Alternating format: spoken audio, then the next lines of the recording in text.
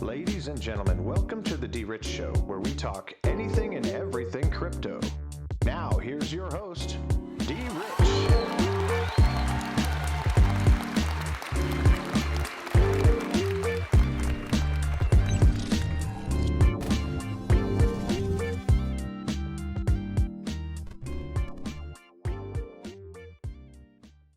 Hey everybody, welcome back to the DRich Show. This is DRich and today is Tuesday, October 5th, 2021. How's everybody doing today? I hope everyone is doing well and that this video finds you all in good health, good spirits, and good energy. So today, on today's video, we got some good news to report for all of us XRP hodlers. Some news that we've probably been waiting for, and I think that we're one news piece of information away from XRP going parabolic. But anyway, on today's video, we're going to be talking a little bit about the Facebook, Instagram, WhatsApp outages, as we discussed earlier in the month, beginning of the month, that there are going to be some blackouts and some net shutdown, which is absolutely necessary. And then we're going to talk about a little bit on Bank of America, how they've been shorting the AMC stock.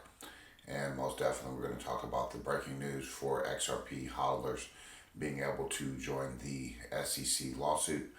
And most definitely, we're going to talk about the Fed, who has announced on their own website that they're going to implement ISO 20022 frameworks or clarity for certain digital assets.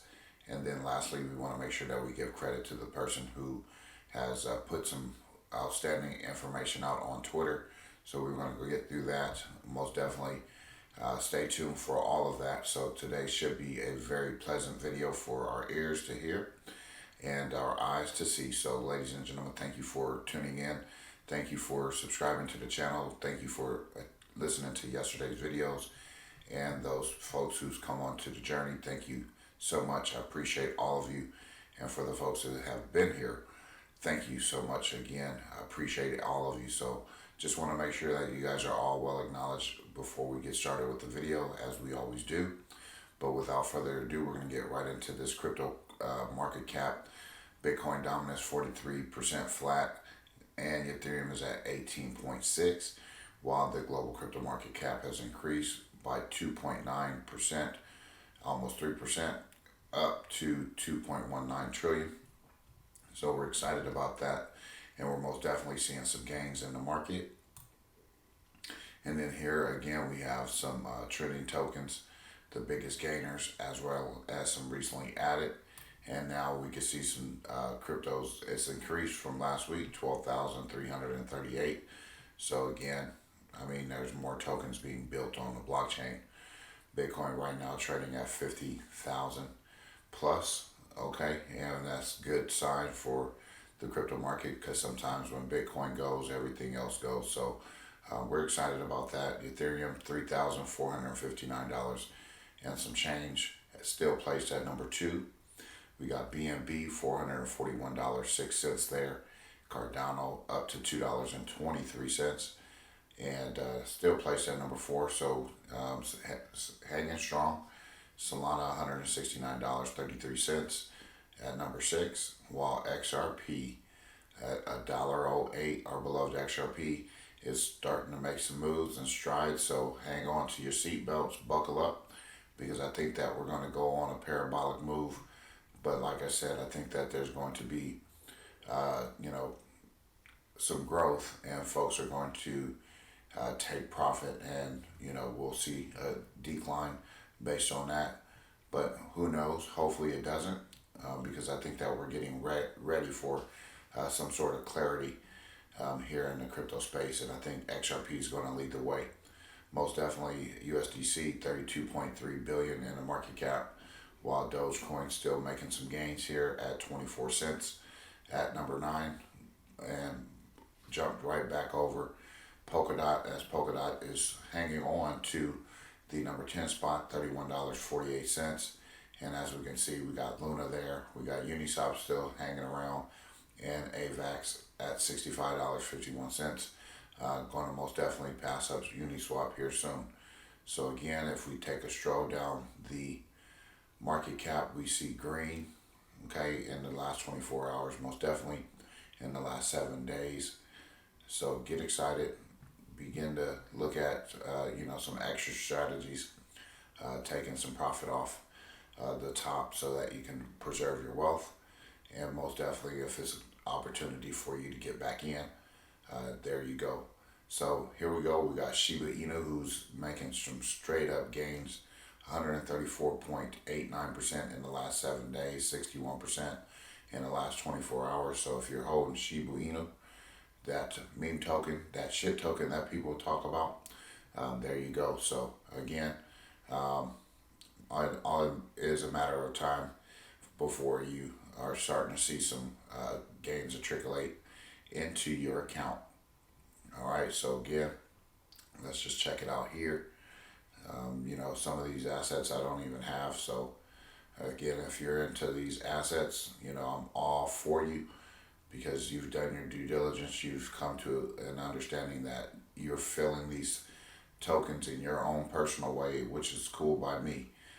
Because I'm not going to shy you away from any other asset that you might be filling that you've read information about, and come to that using your discernment. So there we go.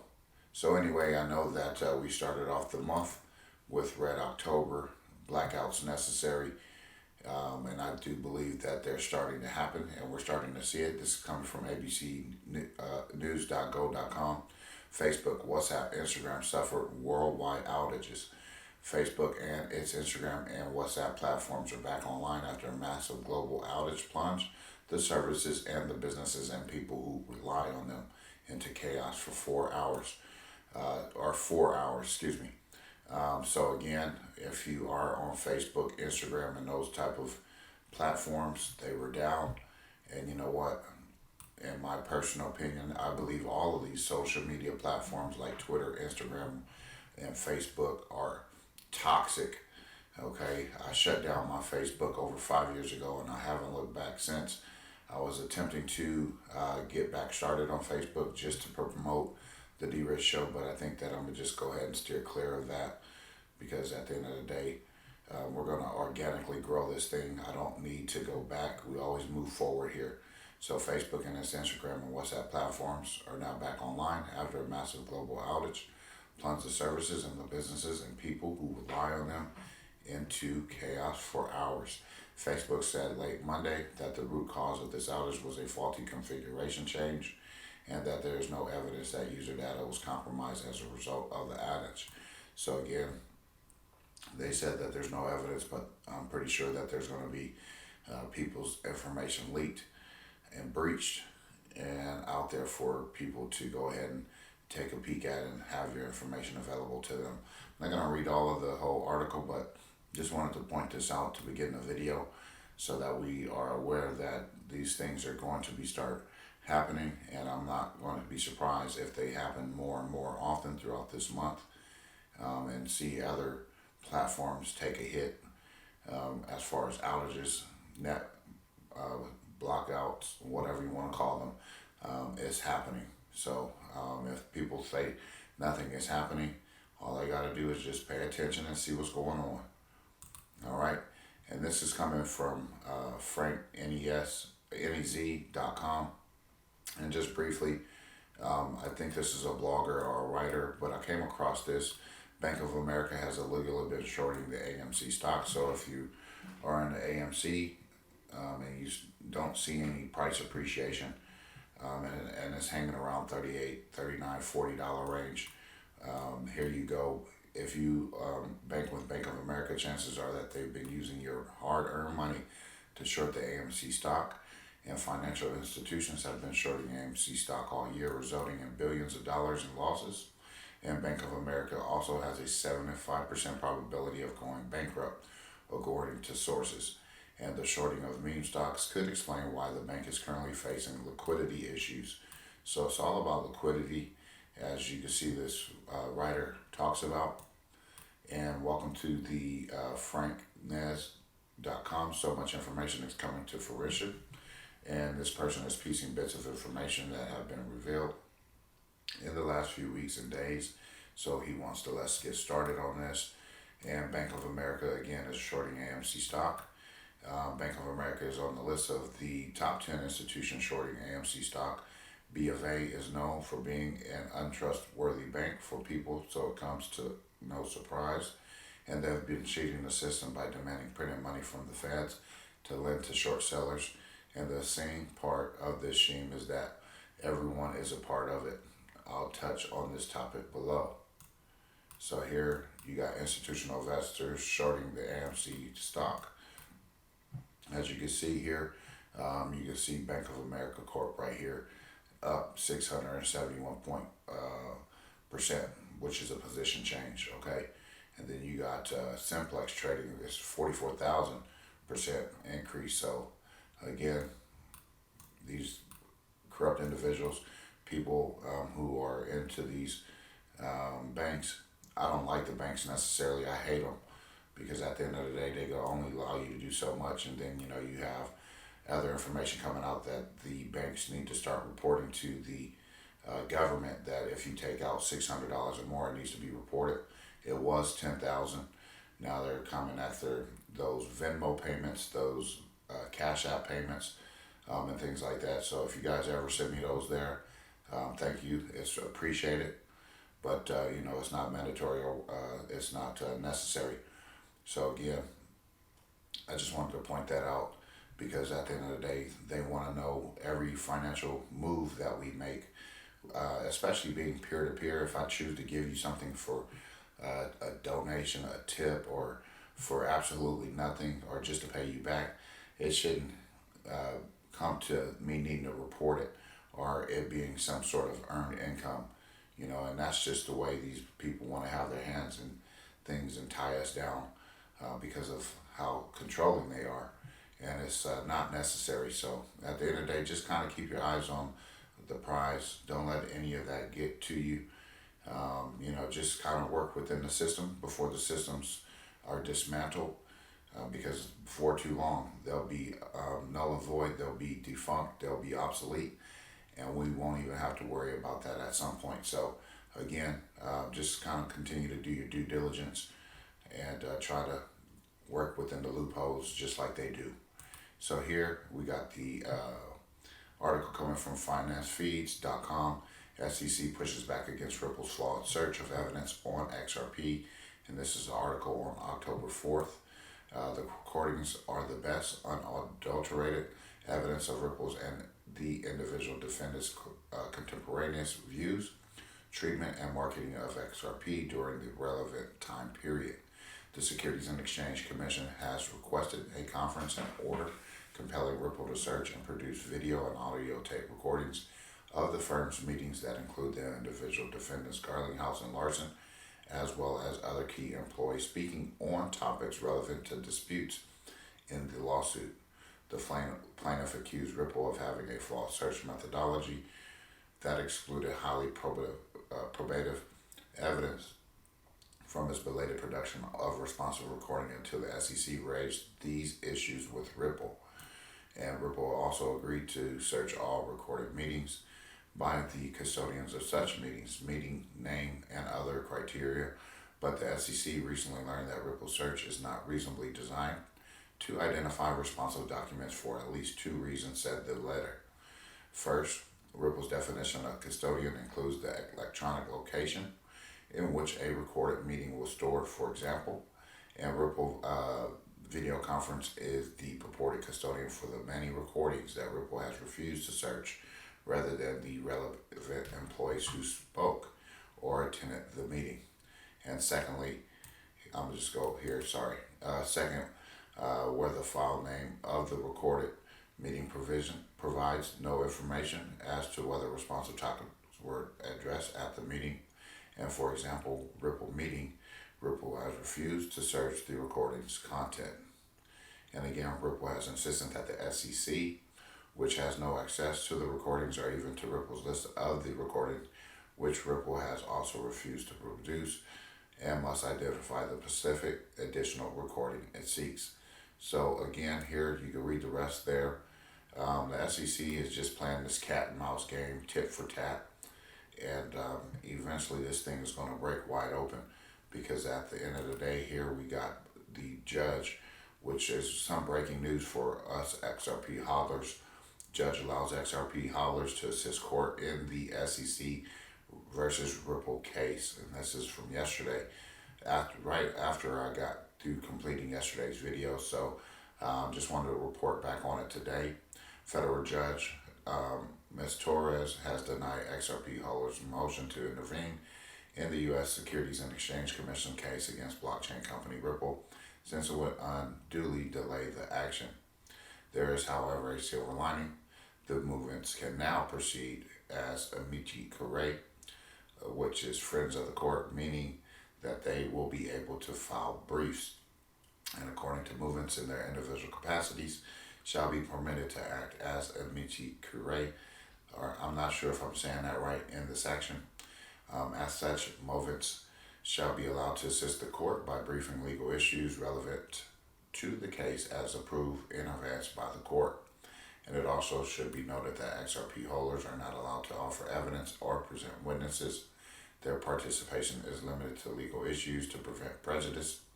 And as reported by you today, the motion was initially denied without prejudice in mid-March due to a technical mishap. And again, attorney John Deaton of Deaton Law Firm, who spearheaded the effort to insert the XRP community into the Ripple's legal battle with the SEC, claimed that individuals as well as businesses got hurt by the lawsuit. And again, the SEC argued that XRP holders were compelling the agencies to bring legal action against them by rehashing the talking points of Ripple's defense. And again, the regulator claimed that granting the movements amici status would be inappropriate due to prejudice. So get excited. We're involved. We're there. I'm not on the lawsuit per se, but you know what? For those folks, that are, they're spearheading this. They're getting involved, which is cool, because at the end of the day, we were told that class action lawsuits are going to be most effective. We see class action lawsuits filed against Twitter, all of these social media platforms, and now we're seeing this play out as a sort of a class action lawsuit where we get to get involved. So I'm excited about that, and I do think that this is a big step forward. And at some point in time, there has to be some sort of compromise. I don't believe a settlement is likely, but I do believe that they're going to have to withdraw or just shut this whole thing down at some point, because you know how we, the XRP community, is going to be vocal. We're going to speak in volumes, and we got some deep dive researchers when it comes to this. I'm just a reporter. I do my own research, but I also look at what other folks are doing in the XRP community, because at the end of the day, you know what, somehow, some way, in a roundabout way, I'm still part of the community, even though I don't get that recognition from here or there. So no worries. We're still going to report on my favorite digital asset. All right, so again, judge in the Ripple cryptocurrency case wants token holders' views. So here's another article. Regulator claims XRP token is unregistered security. And again, token holders granted amicus status to offer legal views. So this is another write-up, another article that I want to just leave here in the description for us all to go over. And now we move on to an article from you today. Fed Reserve adopt ISO 20022 format for payments that Ripple is compliant with. And if you've been following me on the channel, we've gone over some of those assets which are compliant, okay, and in that framework. So Fed-based real-time payments to run on the new standard. FFS now runs on the same system as Ripple, and according to a press release that came out Monday, the U.S. Federal Reserve spread the word that all Fed banks are going to implement the ISO 20022 system for Fed wire funds services. And curiously, Ripple's blockchain-based payments are already compliant with ISO 20022 and face-based real-time payments to run on the new standard. They're calling it the standard. XRP the standard. Okay, this new format of messaging allows for the enhancement of real-time payments, both home and cross-border. Besides, it will be able to enable banks and other institutions to implement measures against money laundering. And also the Fed board asked the public to comment on its plan to enable the FFS to start running on ISO 20022. I don't know if I'm pronouncing it right, ISO 222. It could be either or, it's all the same. The board also suggests that the bank should not take 3 stages to adopt the new message format, but switch to it on day 1 or in 1 day. So it's not going to be a step process. It's going to be a switch that's going to be flipped, and they're going to be enabled, ready to rock and roll. So there we go. And this is actually coming from the federalreserve.gov website. Okay. Excuse me. Okay, so there we go. Federal Reserve Board announces the Reserve Bank will adopt new message format for the Fed Wire Fund service and invites public comment on proposal to expedite the adoption. So we already know that this stuff has already been implemented. It's just the news and the information coming on about it. And it's just going to trickle out, and then it's going to be like a drip, and then a flood. And then it's all going to make sense to all of us because we've been here, we've been doing our due diligence and kind of getting our minds wrapped around how this is all going to go. And most definitely, we'll see about that because at the end of the day, we're just ready. And I do believe that the timing is impeccable. And I think that, again, if there's going to be like a crisis or something, they have to have the solution ready. And I believe that solution is ready. So here from their website, federalreserve.gov, you got that checked out, how they're ready to implement that and ready to roll with it. So again, we're ready just like they're ready. And this is coming from AMB Crypto. IMF calls for implementing global standards for crypto assets. And this was published about 2 hours ago, right before I got on to today's video. As the popularity and the research of cryptocurrencies grow worldwide, the International Monetary Fund has stepped to ease the situation and has come up with the policies that would help authorities in emerging markets, developing economies ensure financial stability. And a document shared by the IMF, the Crypto Ecosystem and Financial Stability Challenges, noted that the efficiency of this technology to perform cross-border payments very quickly and at low cost. And it also looked at the dramatic rise in the value of crypto markets, even though the price of most digital assets has been selling since May of 2021.